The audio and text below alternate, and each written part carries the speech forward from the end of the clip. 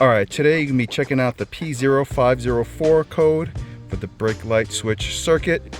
We're going to be replacing this part here. This is really important because when this thing fails, every time you press on the brake, your brake lights won't turn on and you have a high risk of getting into an accident. So this is very important to replace. This is the old one I took out. It doesn't look OEM. Whoops. The OEM one is all black and this one feels cheap and plasticky, like cheap plastic. Funny enough, the one I'm replacing it with looks almost exactly the same, considering this car is a hoopty, so I'm not really gonna spend OEM money on this car. So let's get underneath and I'll show you where you can get this part taken out and installed.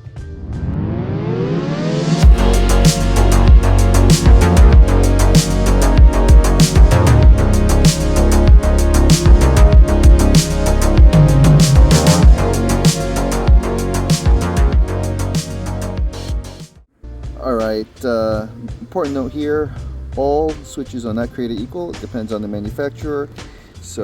But most of the brake switches are connected to your brake pedal right there. So just follow up the arm until you see some kind of switch device with wires sticking out. So that is most likely your brake switch. But to be on the safe side, make sure you do your research online, check the diagrams, and wish you guys luck. And also, many switches are tied down by bolts, metal bolts, but Toyota made it easy by using plastic locking clip. So thanks to them for that. Alright, this is the location of your brake light switch. As you can see here, this is the manual transmission, this is the clutch, this is the brake.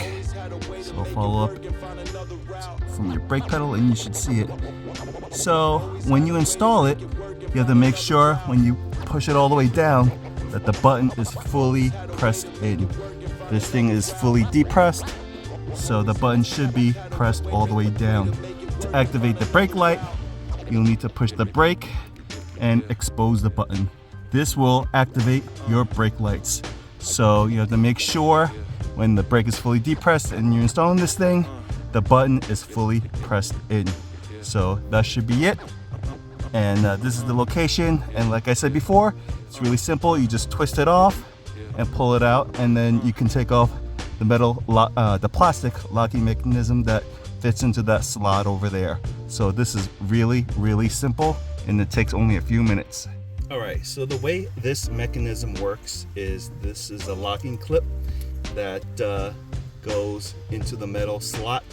This thing is notched here, so it's almost impossible to get it wrong. So you just wiggle it around and it'll slide into the slot. And the way this works is after you've done that, you just put this sensor in, switch in like this, and you adjust it to make sure this button here is fully depressed against the brake pedal. So after you've pushed it all the way to the end, you just twist it like this, and it'll lock into place. This thing is not going to move, and that's basically how it works. And you just twist it off to take it out. So when you're taking out your old one, you just twist it, just lock it into place like this. You just twist it counterclockwise, and you just take it out and clockwise to lock it in. So simple as that. All right, after clearing the codes and rescanning again, looks like that code is gone.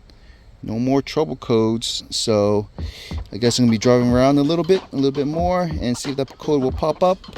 Don't mind these, my TPMS sensors are bad. I'm gonna have to get those replaced. So other than that, the code cleared, and I'll check back with you after I drive around for a little bit. All right, we're at the table here. I took this thing apart. Came off really easy, just a little screwdriver managed to get this thing off. So this is what it looks like on the inside. As you can see, the connectors over there are all blacked. So the way this thing works, there's a spring here, focus. So when you press it, these connectors go up and make contact with the metal piece back there. And as you can see, over time, it just gotten all dirty, gunked up, whatever. So I'm guessing that's what happens over time, and that's what causes this thing to fail. So you see here, these connect, these connectors up there, and these connect to the bottom. Okay, All right, so I'm guessing that over time this thing just got gunked up and, you know, failed. So these things do have a lifespan, won't last forever, but at least it's cheap and took only 5-10 minutes to change. So, well, that's that.